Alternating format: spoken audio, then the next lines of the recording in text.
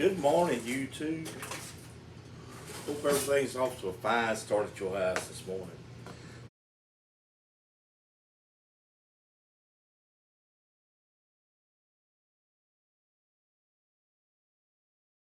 Today we're going to have teriyaki beef tips and rice for dinner. Let me get my knife sharpened up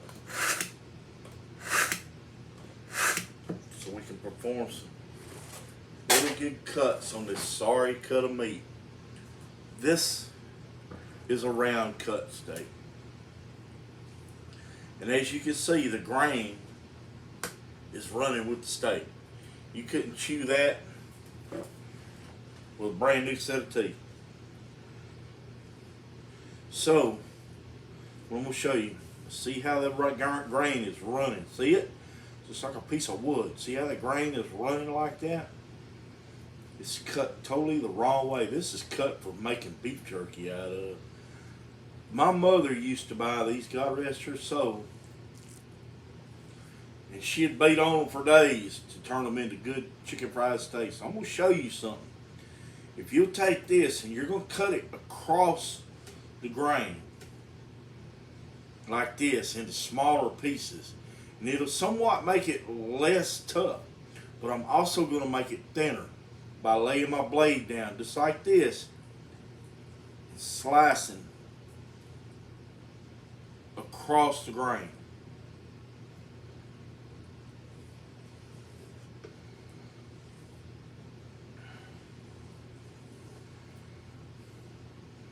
Because I'm looking for tender.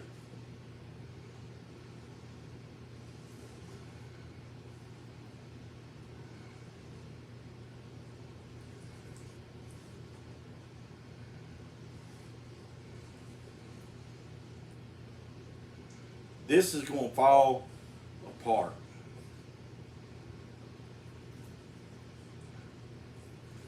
In your mouth, and that's what I'm looking for. I'm not looking for stringy meat. Oh, it just irritates the fool out of me to see somebody cut up a brisket and it go to stringing and they just string it out. Oh, that's nasty. Forgive me for saying that. That is pure nastiness. I don't want to eat nothing like that, and I'm certainly not going to feed anything like that to anyone.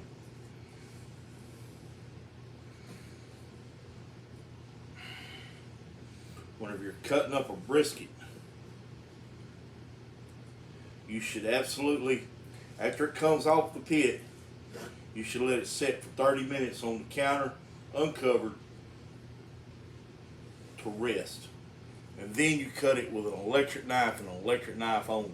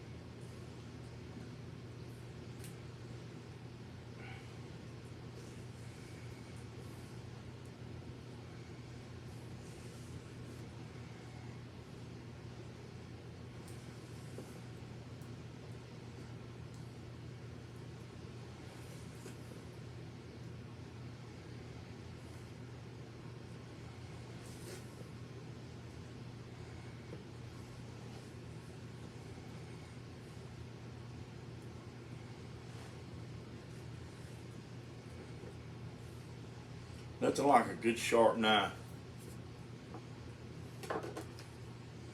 Give my celery a good rinse here.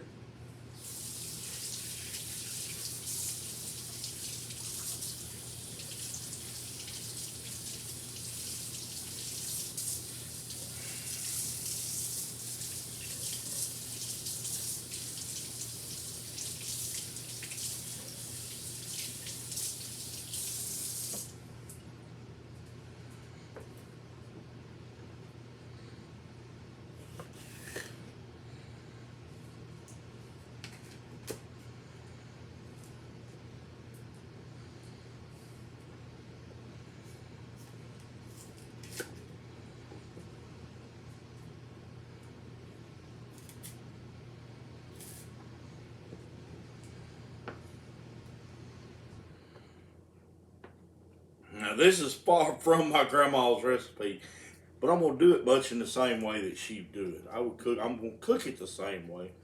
She wouldn't use no teriyaki sauce. She'd do it the good old country southern way,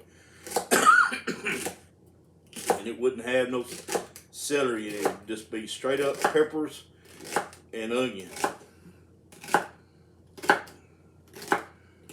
I decided I wanted just a little bit of an oriental taste, and that's what I'm gonna run for tonight. I'm kind of in the mood for something different.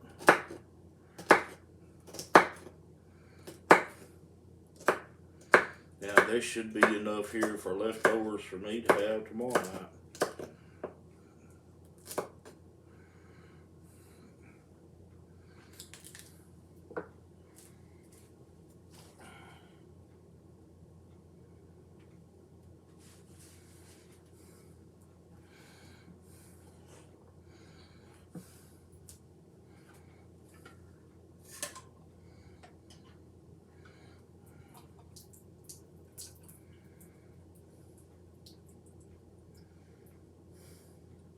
Since I couldn't find my mushrooms that I have in the freezer, this will be sufficient.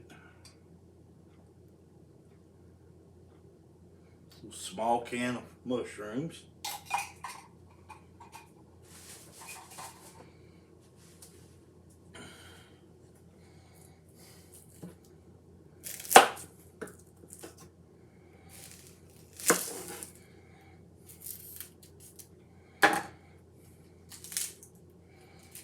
Boy, these onions are pitiful. I'm gonna have to go looking for some onions.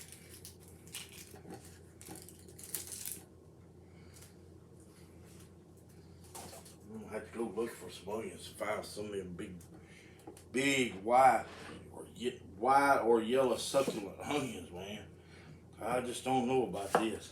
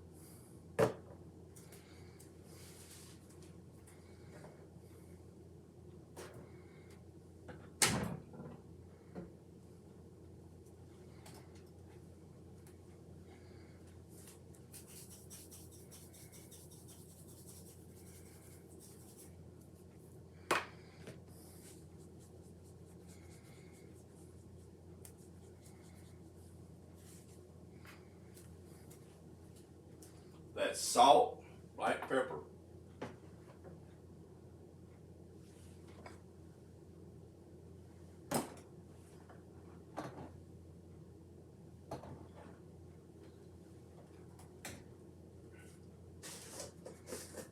Go kind of light on the salt because we're going to hit it with just a little bit of this chicken bouillon. A little bit of paprika, smoked paprika.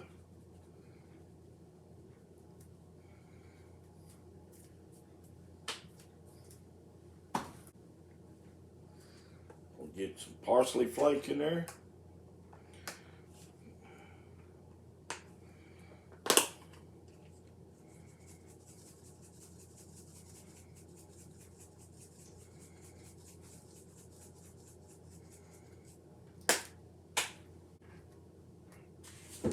Okay, and then finally we're going to hit it with just a little bit of garlic powder. Not much because we're going to use some regular garlic too. I still don't believe that I don't have any cornstarch. Who in the world's been doing the shopping around here?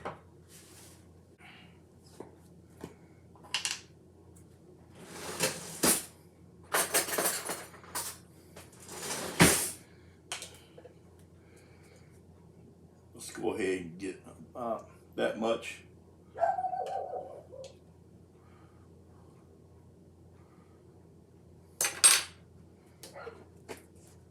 Minced garlic. Teriyaki. Beef steak. Would not be teriyaki beef steak without just a little bit of sugar.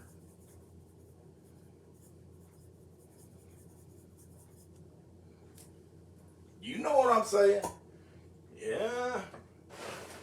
You're not going to go to a restaurant and eat teriyaki beef steak without sugar. Since there is no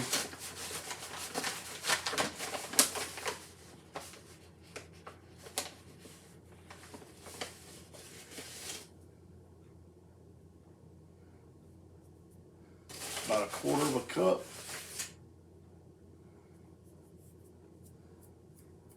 One quarter of a cup and a half a cup of flour.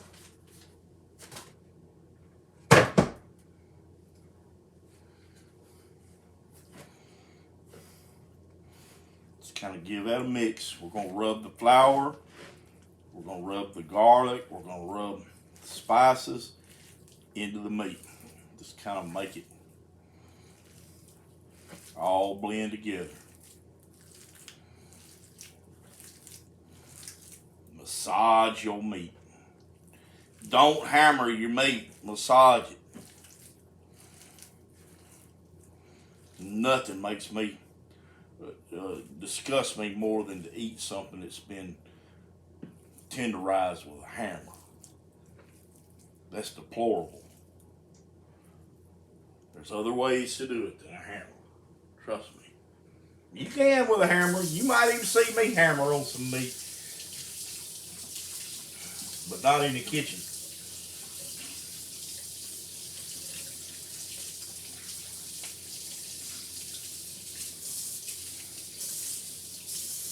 Now, all of that is ready.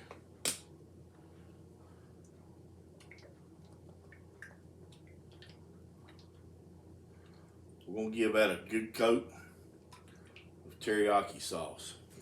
A little bit, but not a whole lot.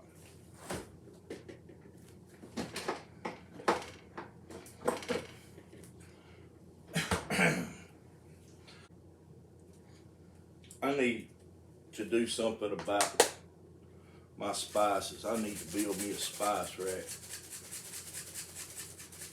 Can't find my ground cayenne pepper, so I'm in a hurry. So let's just put red pepper flakes in it. We're going to pick up, massage that on in there. What we don't get in the skillet, it's okay. How does that look? Now, we'll just take this meat and put it down here on this end. And then let's just rub our vegetables.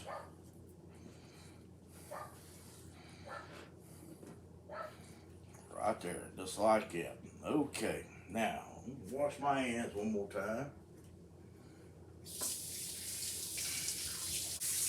And take this, set it over here.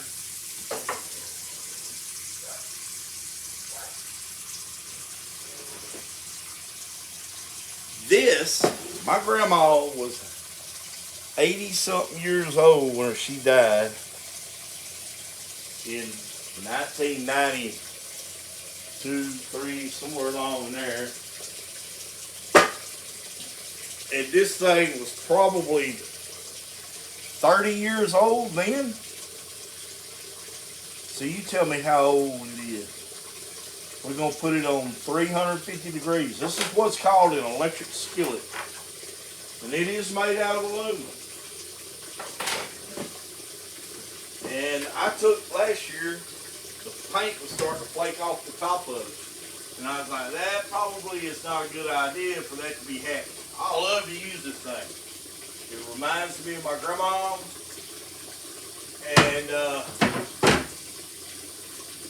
let's just face it, Grandma's cooking was the best. And sometimes it's nice to have the flavor of your grandma's. And to get that flavor, you need the pot that it was done into. So let's put just a little bit of extra virgin olive oil in there.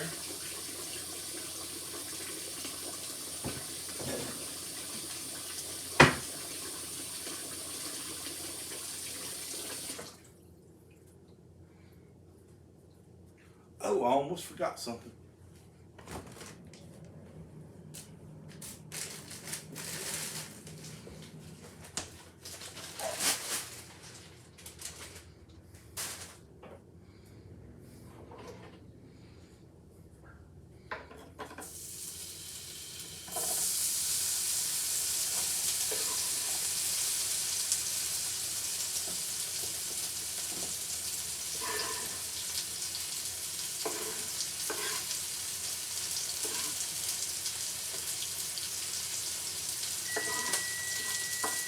That means my rice is ready.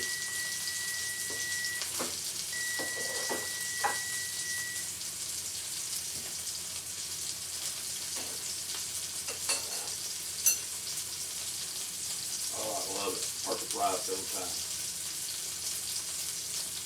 If you want my rice recipe, you may have to go over to my Lone Star Mobile Mechanics page and look there until I get one up here. I promise you I will put you one up here because my rice is really good.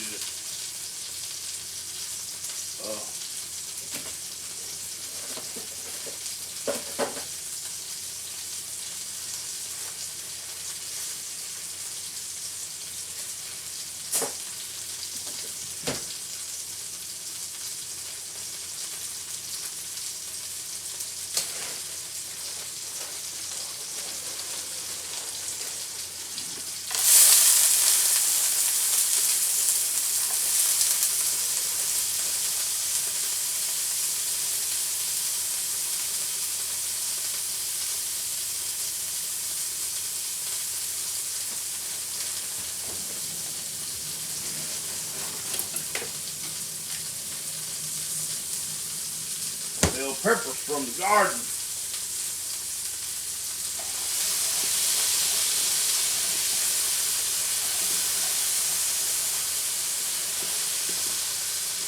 They were already cut up, so I mean, I almost forgot them though. How can you have peppered steak without bell peppers, huh? I don't know, buddy. You tell me.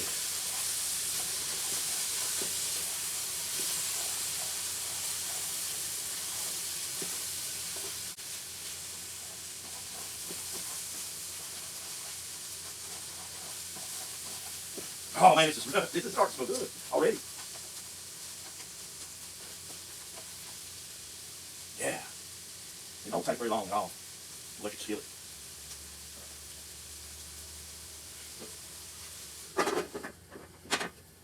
Now the paint wasn't coming off on the bottom. It was on the top that I was worried about. But I got all that paint off there. I took a piece of sandpaper and I got it all off there.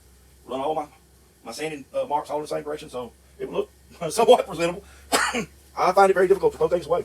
And especially things that I'm attached to. And I'm attached to my grandma's little cooker here because deer meat and gravy, beef tips and gravy. Oh, man, it's just wonderful. It makes it just so wonderful. It's been around. And I don't know what it is, but this thing right here makes some of the best meals. With smothered pork steaks, smothered pork chops, you can't beat it for that. So if you can go out on eBay and find you one, you're more than welcome to. Because if I had to throw this one away or this one something happened to this, that's where I would be.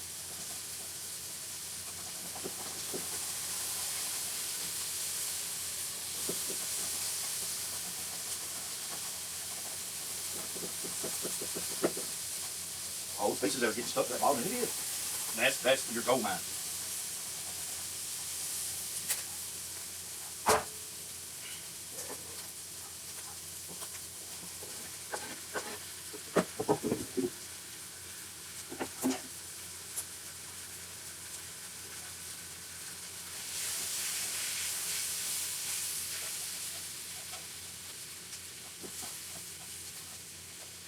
Now we're going to brown it meat.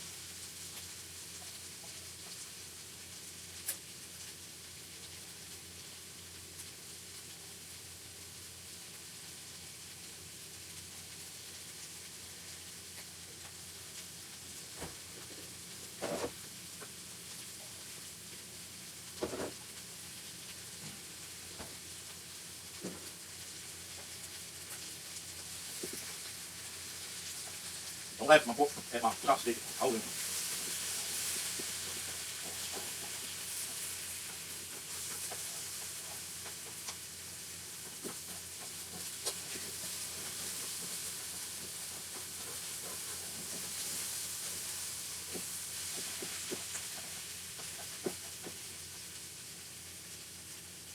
Just turn that on up.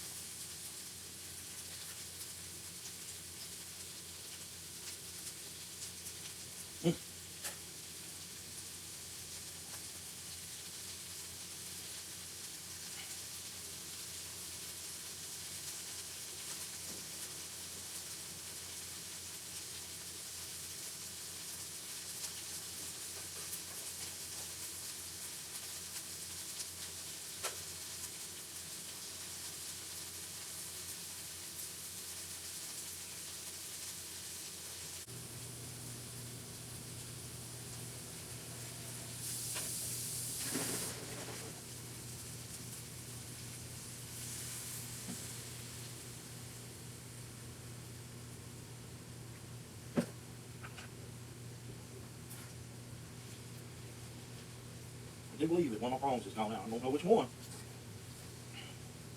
but I believe it's going to allow us to get through this meal. It's going to get us dark over roux is what I wanted without letting it sit there for a long, long period of time.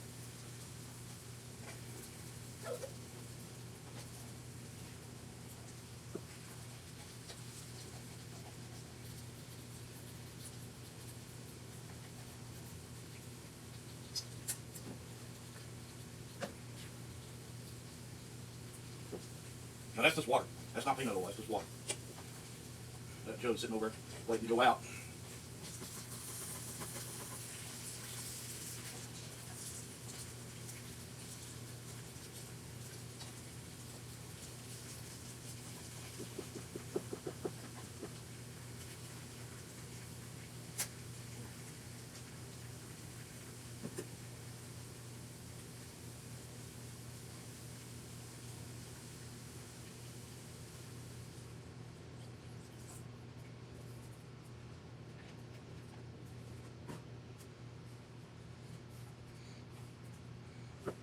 Now we're going to let that swim and simmer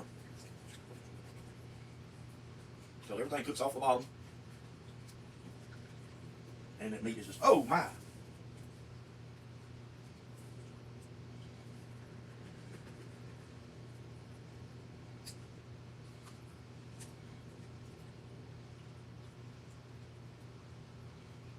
So we're going to bring this to a boil.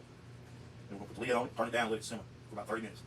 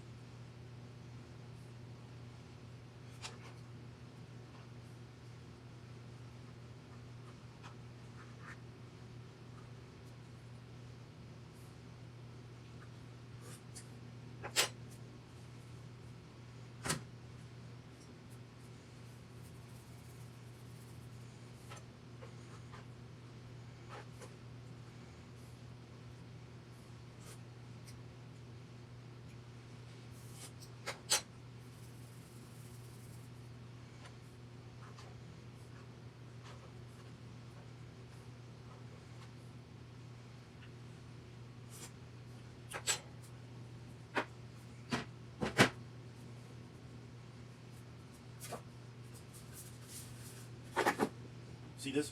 With that closed, we'll turn it down to about 225 degrees is what on there.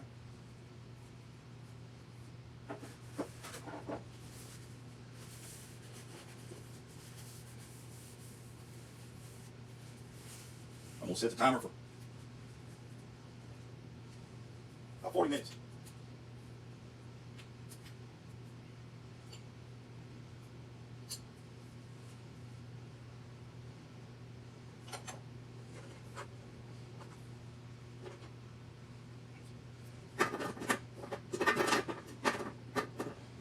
bump that down just a little bit more.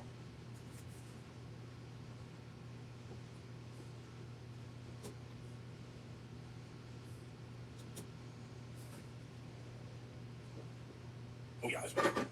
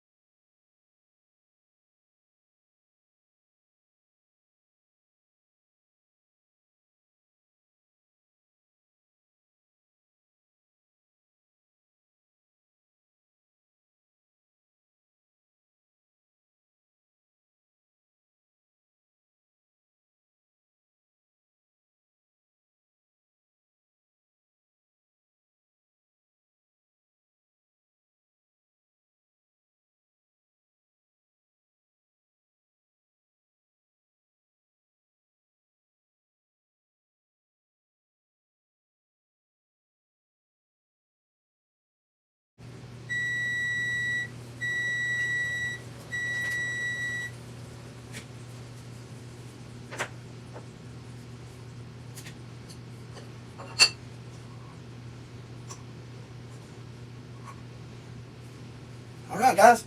There's beef tips. Teriyaki beef tips right there.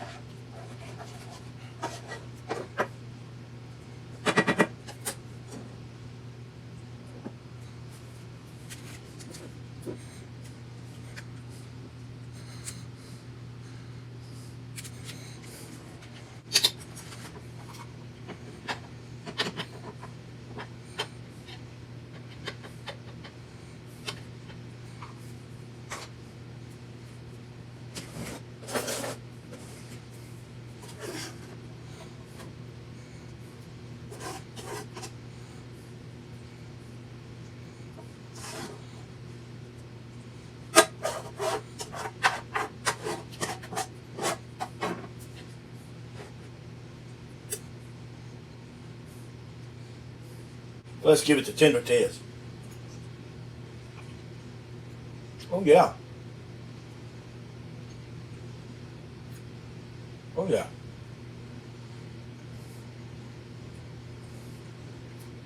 Yes, sir. I can deal with that.